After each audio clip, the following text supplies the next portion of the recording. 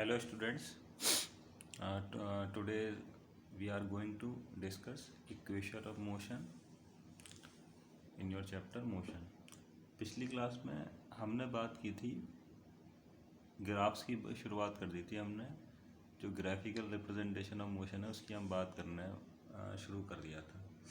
तो सबसे पहले हमने जो इसमें डिस्कस किया था वो था डिस्टेंस टाइम ग्राफ था। जब लास्ट लेक्चर में हमने जो बात की थी वो एक्सेलरेशन की थी, और एक्सेलरेशन के बाद हमने डिस्कस किया था graphical representation of motion. Motion को जो है ग्राफिकली रिप्रेजेंट किया था, जिसमें सबसे पहला जो ग्राफ था आपका था डिस्टेंस टाइम ग्राफ। तो उससे जो हमने कैलकुलेशन निकाली थी तो उसका स्लोप जो था डिस्टेंस टाइम ग्राफ का, वो आपको बता रहा था स्पीड।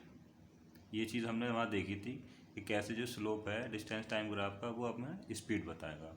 सिमिलरली अगर डिस्टेंस टाइम ग्राफ की जगह हमारे पास अगर डिस्प्लेसमेंट टाइम ग्राफ हो, then the slope of that graph will give us velocity.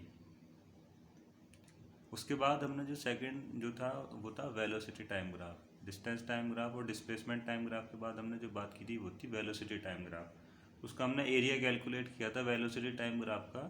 तो एरिया जो कैलकुलेट होकर आया था वो निकल के आया था डिस्प्लेसमेंट के इक्वल। फाइनली जो है v इंटू टी निकल के आया था, जो चीज़ तुम्हारी क्या है डिस्प्लेसमेंट। वेलोसिटी इंटू टाइम जो है वो क्या बताती है डिस्प्लेसमेंट। तो इसलिए वहाँ से हमारा जो कंक्लूजन था कि एरिया जो है वेलोसिटी टाइम ग्राफ का वो डिस्प्लेसमेंट देगा। तो हमने तुम लोगों को ये चीज़ बताई थी कि सपोज़ कि आपको एक वेलोसिटी टाइम ग्राफ दे दे, वो उसमें वैल्यूज़ मार्क हैं, जो लाइन है उस पर जो है मार्क्ड होंगे वैल्यूज़, और आपसे कहा जाए ग्राफ प्लॉट करके दे दिया जाए। वो ग्राफ कैसा भी हो सकता है आपके पास, और आपसे कहा जाए कि इतने पोर्शन में 2 सेकंड से 6 सेकंड के बीच में डिस्प्लेसमेंट बताइए। तो what you have to do, you have to simply calculate the area between 2 to 6 second. तो वहाँ पर आप क्या निकाल देंगे, डिस्प्लेसमेंट आपका निकल के आ जाएगा। अगर आप एरिया कैलकुलेट कर रहे हैं वेलोसिटी टाइम ग्राफ का, इसका मतलब ये है कि आप डिस्प्लेसमेंट कैलकुलेट कर रहे हैं। आप बात करें उसके स्लोप की, स्लोप जो है वेलोसिटी टाइम ग्राफ का वो हमें बताता है एक्सीलरेशन। सेम प्रोसेस है जैसे हमने डिस्टेंस टाइम ग्राफ में स्लोप की बात की थी, सिमिलरली हम वेलोसिटी टाइम ग्राफ में हम स्लोप की बात करेंगे। Suppose that this is your velocity time graph, this is your velocity time graph. Y axis पे हमारी वेलोसिटी है और एक्स एक्सिस पे हमारा टाइम एक्सिस है। ये यूनिफॉर्म मोशन के लिए हमने ग्राफ प्लॉट कर लिया। स्लोप के लिए हमने क्या बताया था आपको, this y intercept upon x intercept, यही बताया था स्लोप के लिए, y intercept upon x intercept. ठीक है, तो वाई इंटरसेप्ट यहाँ पर हमें क्या बताता है, वेलोसिटी अपॉन एक्स इंटरसेप्ट क्या है आपका टाइम। तो वेलोसिटी अपॉन टाइम आपका क्या निकल के आता है, एक्सेलरेशन। एक्सेलरेशन की डेफिनेशन आप लोगों को याद होगी कि change in velocity upon time, यानी कि जो न्यूमरेटर है वहाँ पर क्या कौन सा टर्म आएगा, वेलोसिटी का टर्म आएगा। न्यूमरेटर में वेलोसिटी आएगी और डिनोमिनेटर में टाइम। तो सेम यहाँ पर है, न्यूमरेटर में velocity upon time, this means this is equals to acceleration.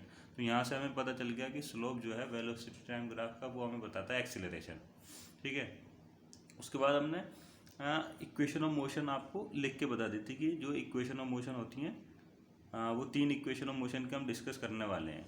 ठीक है, जैसे हमारे मोशन में हमें फाइनल वेलोसिटी कैलकुलेट करनी है, हमें और पैरामीटर दे रखे हैं, इनिशियल वेलोसिटी टाइम दे रखी है, इनिशियल वेलोसिटी दे रखा है, और एक्सेलरेशन दे रखा है, और हमसे कहा जाए कि you calculate the final velocity of the body. Similarly हमसे कहा जाए कि 10 सेकंड के बाद डिस्प्लेसमेंट निकालिए, डिस्टेंस निकालिए। तो इन सब को कैलकुलेट करने के लिए हमारे पास 3 इक्वेशन ऑफ मोशन है, जो हमने लास्ट टाइम आपको डिस्कस भी किया था। तो जो पहली इक्वेशन ऑफ मोशन है वो है v is equal to u plus a t. अब आप देखिए यहाँ पर, अगर आपके पास हम लोगों को अगर वेलोसिटी की वैल्यू पता हो, एक्सेलरेशन की वैल्यू पता हो और टाइम की वैल्यू पता हो, तो हम v निकाल सकते हैं। दिस मीन अगर हमें इनिशियल वेलोसिटी पता है, एक्सेलरेशन पता है और टाइम पता है, तो फाइनल वेलोसिटी आसानी से कैलकुलेट कर सकते हैं। या अगर हमारे पास फाइनल वेलोसिटी पता है, इनिशियल वेलोसिटी पता है, एक्सेलरेशन नहीं पता, टाइम पता है, तो हम ए निकाल सकते हैं। यानी कि आपके पास ये 4 वेरिएबल हैं, 4 वेरिएबल में से अगर आपको 3 वेरिएबल की वैल्यू पता हो तो आप चौथे की वैल्यू निकाल सकते हैं। सिमिलरली जो सेकंड इक्वेशन ऑफ मोशन है वो है आपकी s is equals to u t plus half a t square. U t plus half a t square. ये इसी सीक्वेंस में लिखी जाती हैं कि पहली यही है। अगर आपसे कहा जाए कि पहली को ड्राइव करना है तो इसका मतलब इसे ड्राइव करना है। थर्ड इक्वेशन ऑफ मोशन है आपकी v square is equals to u square plus 2as। ठीक है, सेकंड इक्वेशन ऑफ मोशन में हमें डिस्प्लेसमेंट निकालना है। u दे रखा है, a दे रखा है, t दे रखा हो तो हम s आसानी से कैलकुलेट कर सकते हैं। ठीक है, अगर हमें फाइनल वेलोसिटी कैलकुलेट करनी है और टाइम नहीं दे रखा, जैसे इस इक्वेशन में हमें टाइम दे रखा था, लेकिन अगर हमें टाइम नहीं दे रखा हो सवाल में तो हम ये वाली इक्वेशन को यूज़ करके जो है फाइनल वेलोसिटी कैलकुलेट कर सकते हैं या अदर पैरामीटर कैलकुलेट कर सकते हैं, क्योंकि यहाँ पर अगर हमारे पास डिस्प्लेसमेंट हम निकाल के ये कैलकुलेट कर सकते हैं। तो these are the 3 equation of motion जिनके बेसिस पे आपके न्यूमेरिकल प्रॉब्लम होंगे। तो इन इक्वेशन ऑफ मोशन को हमें जो आपका सिलेबस है उसमें ग्राफिकली जो है सॉल्व करना है, ग्राफिकली ड्राइव करना है। सॉरी, हमें ड्राइव करना है ग्राफ की हेल्प से। ठीक है, 2 मेथड है इसके ड्राइव करने के, एनालिटिकल मेथड है, ग्राफिकल मेथड है। तो हमारा जो सिलेबस है उसमें सिर्फ और सिर्फ हमें ग्राफिकल मेथड पर फोकस करना है। तो ग्राफिकल मेथड का मतलब है ग्राफ के थ्रू तुम्हें इसको ड्राइव करके लेके आना है।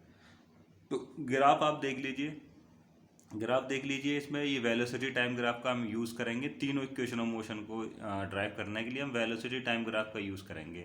और जो हमारा कंसेप्ट है स्लोप का और एरिया का, एरिया और slope, sorry velocity time graph है तो एरिया और स्लोप का जो कंसेप्ट है उसका यूज़ करेंगे। उसकी हेल्प से ईजिली हम ड्राइव कर सकते हैं इक्वेशन ऑफ मोशन को। कोई बहुत बड़ी बात नहीं है, बहुत आसान है इक्वेशन ऑफ मोशन को ड्राइव करना ग्राफ से। ठीक है, तो ये हमारा ग्राफ हो गया वेलोसिटी टाइम ग्राफ का। यहाँ पर या इस ग्राफ में मैंने ओरिजिन से न शुरू करके किसी वेलोसिटी, कुछ इनिशियल वेलोसिटी से शुरू किया है। ठीक है, यानी कि ऑलरेडी मैं u ले चुका हूँ।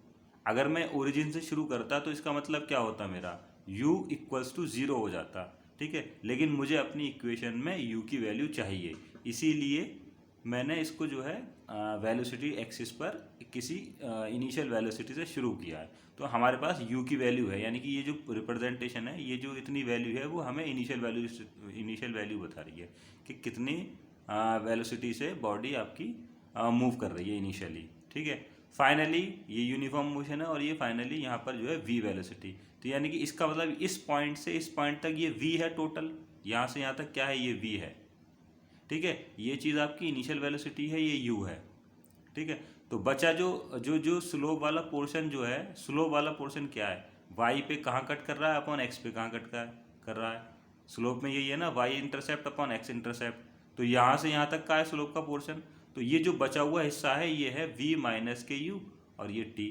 इसको हम मार्क कर लेते हैं, इसको o ले लें ओरिजिन को। This point is your a, this one is b, this is your point c, this is your point c and this is your point d। तो आइए इसको ग्राफ को जो है नोट कर लीजिए, उसके अगले पेज पे जो है करते हैं इसे। पहली इक्वेशन ऑफ मोशन को हम ड्राइव करते हैं। Let's drive the first equation of motion.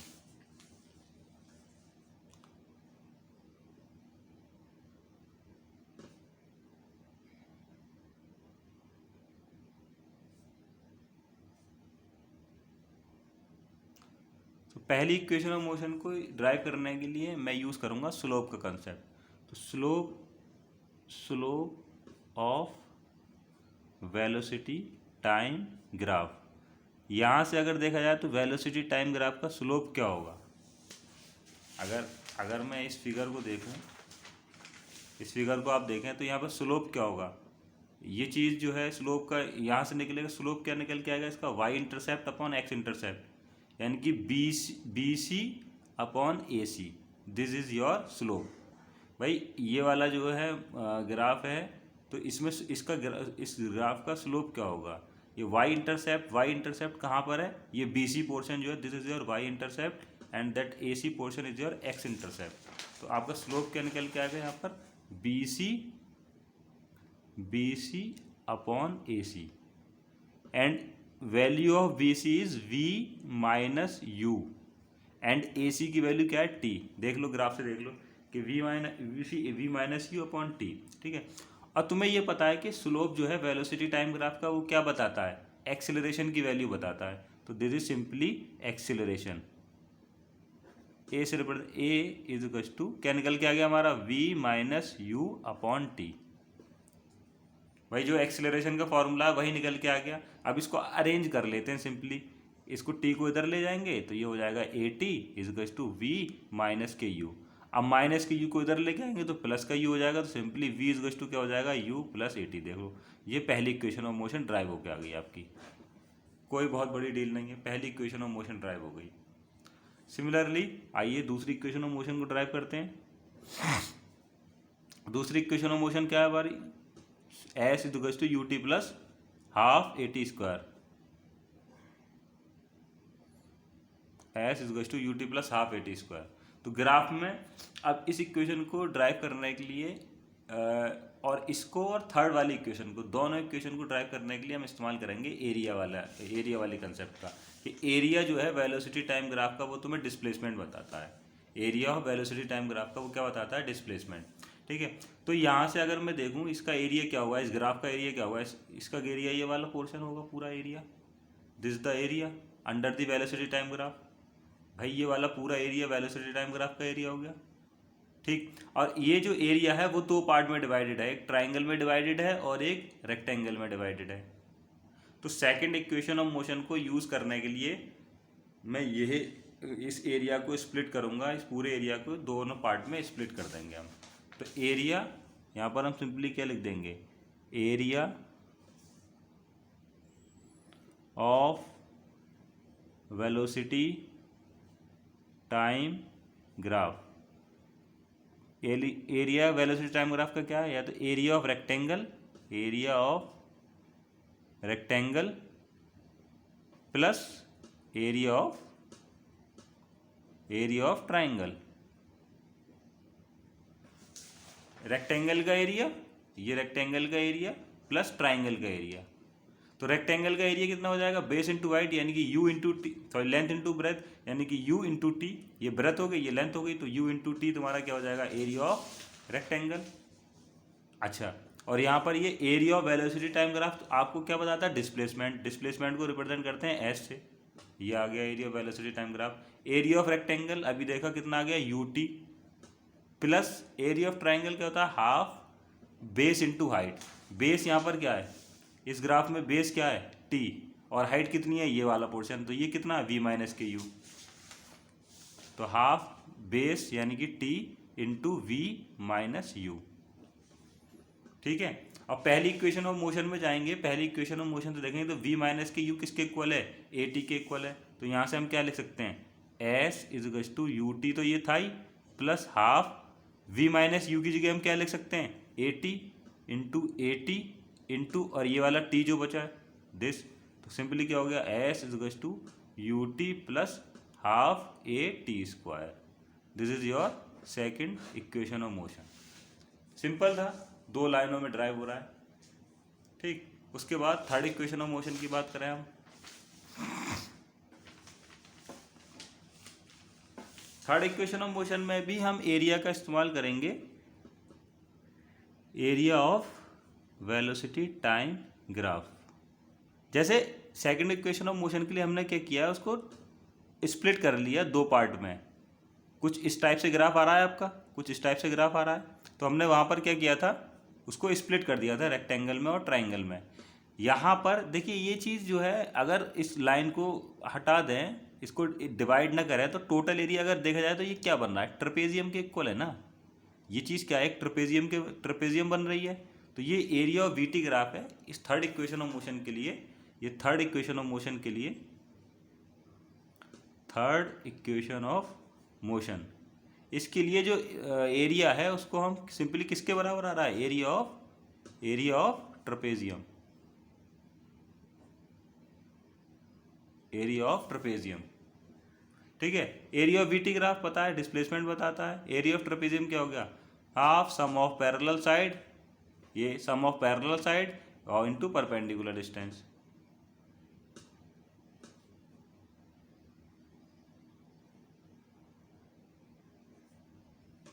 या हाइट कहते हैं इनके बीच में जो डिस्टेंस है ये। तो half sum of parallel side, देखो ये चीज़ क्या थी, तुम्हारी यू थी, ग्राफ में अगर देखेंगे तो ये यू है और ये पूरा क्या है वी। तो ये जो सम पैरेलल साइड, इसका सम मतलब क्या हुआ, वी प्लस के u, v plus u into इनके बीच में कितनी हाइट है, ये हाइट कितनी है, डिस्टेंस कितनी है, ये टी, टी के बराबर है, ये टाइम है ये। तो बस इस टी की जगह पहली इक्वेशन ऑफ मोशन से हम टी की वैल्यू पुट कर देंगे। जैसे यहाँ पर क्या है, a is equal to v minus u upon t, इसको हम और क्या लिख सकते हैं, इसको हम और क्या लिख सकते हैं, t is equal to v minus के यू अपॉन ए भी लिख सकते हैं ना।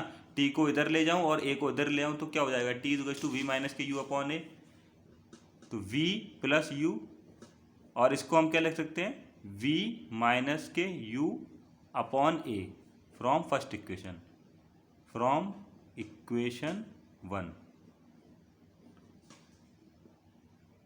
ठीक है, 2a ये न्यू डिनोमिनेटर में, इसको इधर ले आएंगे तो मल्टीप्लाई हो जाएगा s के साथ, तो 2as is equal to v plus के u into v minus u. तो ये क्या होगा, a प्लस बी और a माइनस के b, this is equal to a square v square minus g square, 2as।